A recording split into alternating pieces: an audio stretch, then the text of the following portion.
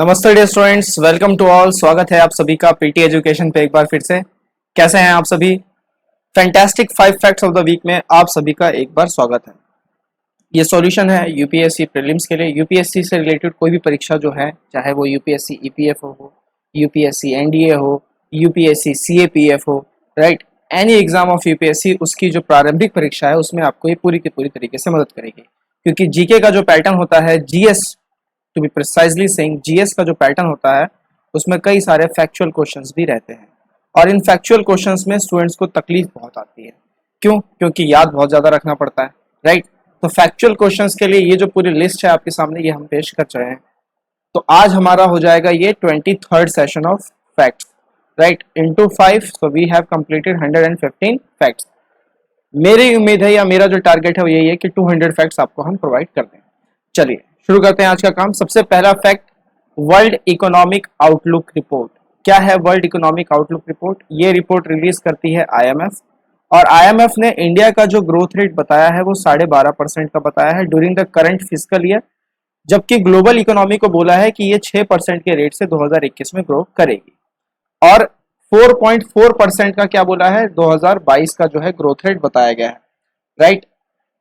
तो ये कुछ प्रोजेक्शंस हैं, ये मतलब इनकी अपनी एक टीम होती है जो प्रॉपर डेटा एनालिसिस का काम करती है, क्योंकि ये जो बैंक वगैरह होते हैं ना, ये सारे डेटा वगैरह इनको कंपाइल करके भेजते हैं, तो उसी के आधार पर ये जो है अपने इस डेटा को कंपाइल करते हैं। अगर आप में से कई लोगों को ये नहीं मालूम है तो मैंने सोचा क्यों ना आपको ये बता दिया जाए, राइट।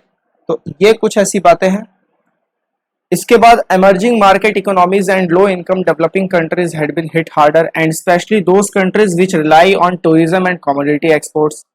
तो रिपोर्ट ने ये बात कही है कि जो भी emerging market economies थी वो सबके सब बहुत बुरी तरीके से मार खाई हैं। साथ ही साथ लो इनकम डेवलपिंग कंट्रीज को भी बहुत चोट पहुंची है, और वो कंट्रीज जो पूरी तरीके से सिर्फ और सिर्फ टूरिज्म और कमोडिटी एक्सपोर्ट्स पर ही रिलाई करते हैं, लाइक कंट्रीज लाइक ग्रीस, तो इन लोगों ने भी बहुत ज्यादा मतलब मार खाई है, क्योंकि टूरिज्म इंडस्ट्री तो पूरी की पूरी बैठ गई ना। कोविड में कोई आ कहाँ रहा है, कोई जा कहाँ रहा है, कोई घूम ही नहीं रहा, राइट। तो ये सारी बातें हैं। बट कोविड-19 recession will have less impact as compare to 2008 global financial crisis. तो 2008 में जो फाइनेंशियल क्राइसिस आई थी, राइट, जहां पे अमेरिका का हाउसिंग मार्केट कोलैप्स हो गया था, तो उसमें उसके कंपेयर में कोविड-19 का जो रिसेशन है वो कम इम्पैक्टफुल है, यानी कि इकोनॉमिक्स अभी भी सस्टेन कर सकती है। और इसकी पता है खास वजह क्या है? क्योंकि 2008 में एक लिंक मिसिंग था, 2020 में आया, और वो लिंक था the shift in digital infrastructure. पहले डिजिटल इंफ्रास्ट्रक्चर इतना वास्ट नहीं था, राइट।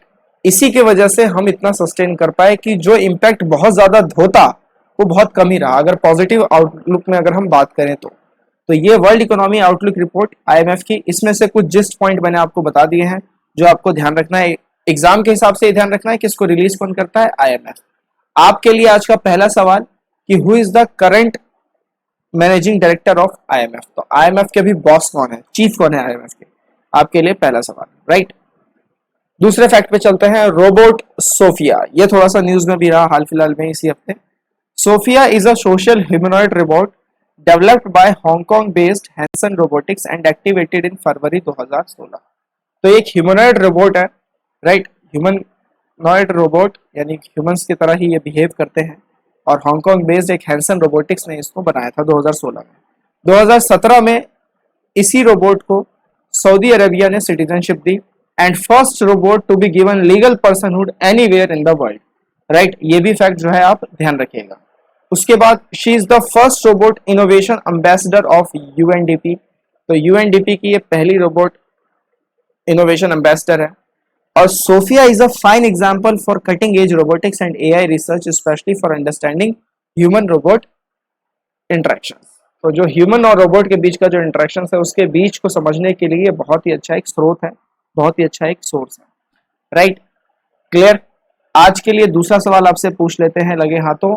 यूएनडीपी यहाँ पर आया है, तो यूएनडीपी का हेडक्वार्टर आप बता दीजिए, हेडक्वार्टर ऑफ यूएनडीपी, राइट। ये भी मैंने आपसे पूछ लिया। चलिए तीसरे फैक्ट पे चलते हैं।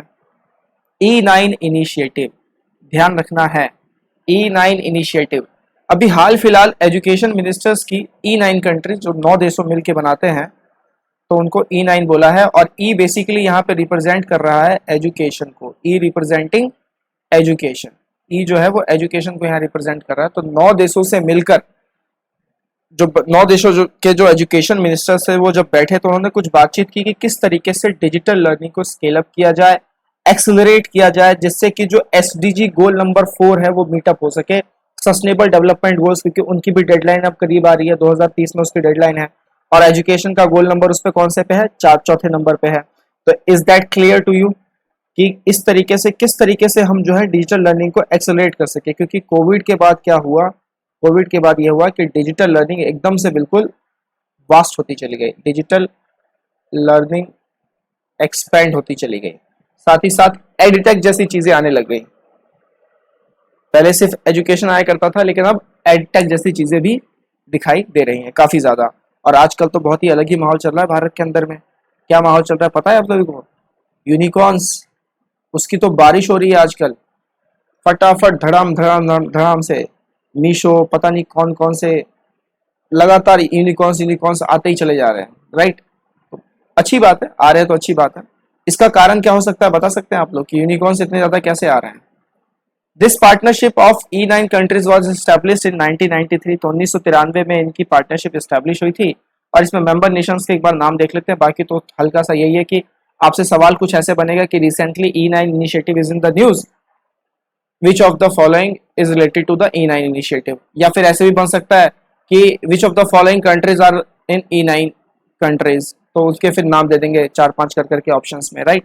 तो नाम एक बार पढ़ लेते हैं। बांग्लादेश है, ब्राजील है, चाइना है, इजिप्ट है, इंडिया भी है, Indonesia, Mexico, Nigeria and Pakistan. तो ये E9 इनिशिएटिव में ये सारे देश आते हैं। क्लियर है? तीसरा फैक्ट आपको यहाँ तक। चले आगे चलते हैं चौथे फैक्ट की ओर। Second last fact of today session, Dada Saheb Phalke award. ये अवार्ड 1969 में सरकार ने इसको इंट्रोड्यूस किया to honour the father of Indian cinema. Who is the father of Indian cinema? The father of Indian cinema is Dhundiraj Govind Phalke, जिसे हम प्यार से दादा साहब फाल्के कहते हैं। क्लियर? क्यों इनको फादर ऑफ इंडियन सिनेमा कहा जाता है? क्योंकि 1913 में इन्होंने भारत की सबसे पहली फीचर फिल्म राजा हरिश्चंद्र बनाई थी। ये अवार्ड अनाउंस कौन करती है? तो ये अवार्ड अनाउंस करती है ministry of information and broadcasting, right? और रिकॉग्नाइज करती है उन फिल्म पर्सनैलिटीज को, ऐसे चेहरों को जो इंडियन सिनेमा को ग्रोथ देने में यानी मदद कर रहे हैं, एक्सपेंड करने में मदद कर रहे हैं। इस अवार्ड की पहली रिसिपिएंट और एक तरीके से कह लीजिए कि पहली फीमेल रिसिपिएंट भी देविका रानी जी थी। अभी हाल फिलहाल रजनीकांत जी को यह अवार्ड मिला हुआ है। एक मस्त फैक्ट आपको बताऊं, रजनीकांत साउथ इंडिया से नहीं है। क्या बात कर रहे हो sir? Yes, Rajinikanth south India से नहीं है। साउथ इंडिया में फेमस है, but he is not from south India. वो उनका जन्म कहाँ हुआ है ये आप सर्च कीजिए जरा एक बार, आपको बहुत इंटरेस्टिंग फैक्ट पता चलेगा। चलिए पांचवें फैक्ट पे चलते हैं। सुपेश, ठीक, नॉट सुरेश, सुपेश है ये, ठीक है? सुरेश मत पढ़ लीजिएगा इसे। Supreme Court portal for assistance in court efficiency, right? तो it stands for Supreme Court portal for assistant in court efficiency, backed by AI technology. इसको चीफ जस्टिस ऑफ इंडिया ने ही इनको लॉन्च किया। which helps judges in legal research and collect some relevant facts and laws and avail it to judges। तो क्या करेंगे कि कुछ कुछ जैसे कौन से कानून, कौन से फैक्ट, कौन से जजमेंट, इन सब के फैक्ट्स जो है वो जजेस को देते रहेंगे ताकि उनको डिसीजन लेने में मदद हो सके। किसी भी हियरिंग को, किसी भी जो भी सेंटेंस वो कर रहे हैं उनको देने में उनकी काफी मदद हो सके। ध्यान रखना कि इस तरीके का जो आर्टिफिशियल इंटेलिजेंस है वो सिर्फ और सिर्फ फैक्ट्स पे प्रोसेस करेगा, डिसीजन टेकर्स नहीं है ये मशीन्स, राइट? ये जो पोर्टल्स हैं, these are not decision takers कि इन्होंने बोल दिया तो अब यही डिसीजन है। ये फैक्ट्स प्रोसेस करेंगे, डिसीजन अभी भी जजेस ही लेंगे, उन्हीं के हाथ में डिसीजन रहेगा। अभी हाल फिलहाल एक्सपेरिमेंटल बेसिस पे दिल्ली हाई कोर्ट और बॉम्बे हाई कोर्ट को सौंपा गया है कि आप इसका यूज करें इस पोर्टल का with in dealing with criminal matters. तो क्रिमिनल मैटर्स में आप इनका इस्तेमाल कर सकते हैं। साथ ही साथ इससे पहले क्या कोई ऐसी टेक्नोलॉजिकल चीजें कॉन्सेप्ट लाई गई थी जुडिशरी के अंदर में? तो आंसर है जी हाँ, ई कोर्ट्स का कॉन्सेप्ट लाया गया था 2005 के अंदर में इंडियन जुडिशरी में, ताकि इसे आगे एक्सटेंड किया जा सके, राइट? तो ये आप ध्यान रखिएगा कि सुपेश का मतलब यहाँ पर क्या है, राइट? और ये किस तरीके से AI बैक्ड है। तो देख रहे हैं आपकी किस तरीके से आर्टिफिशियल इंटेलिजेंस चला जा रहा है, हर फील्ड में चला जा रहा है। इसलिए एक बात कही गई थी कि परहैप्स, मैं आपको बात बता देता हूँ, perhaps your company is not in software. Your company is not in software field, but you need a software field. You need a software field. ये एक बात एक थिंकर ने बोली थी, software is eating the world. तो आज का टाइम अब ऐसा ही हो गया कि software are eating the world. Apps, portals, websites, AI, machine learnings, right, scanning, 3D printing, ये सारी चीज़ें आजकल बहुत ज़्यादा चल रही हैं. तो परहैप्स आपकी कंपनी सॉफ्टवेयर फील्ड में नहीं हो, लेकिन हर कंपनी को सॉफ्टवेयर फील्ड की ज़रूरत होती है, राइट. चलिए, तो 5 फैक्ट मैंने आपको बता दिए, एक बार दोबारा दिखा देता हूँ आपके रिवीजन के लिए. World economic outlook report release by whom? IMF. Robot Sophia, first social humanoid robot और first citizenship and getting citizenship from Saudi Arabia, और ऐसा होने वाला पहला robot. E9 initiative, an initiative of education, right, by the collaboration of 9 countries. 9 countries की list मैंने आपको दे दी है. इसके बाद दादा साहब फाल्के अवार्ड पे हमने बातचीत कर ली, और फिर सुपेस पे हमने बातचीत कर ली. पांचों फैक्ट क्लियर हैं, अच्छे से पढ़ लीजिएगा, रिवाइज कर लीजिएगा. इकोनॉमी क्रैकर का कोर्स 8 मई से कमेंस हो रहा है. आइए, खुद को एनरोल कीजिए और लाभ उठाइए. पीटी के सब्सक्रिप्शन कोर्सेज भी ऑन है, 1 महीने के लिए, 6 महीने के लिए. डायरेक्ट कनेक्ट कर सकते हैं आप यूट्यूब से भी और वेबसाइट से भी. साथ ही साथ करंट अफेयर्स की एनुअल कंपाइलेशन भी बुक स्टोर पे लॉन्च हो चुकी है. डाउनलोड करके अपनी पढ़ाई को शुरू आप कर सकते हैं.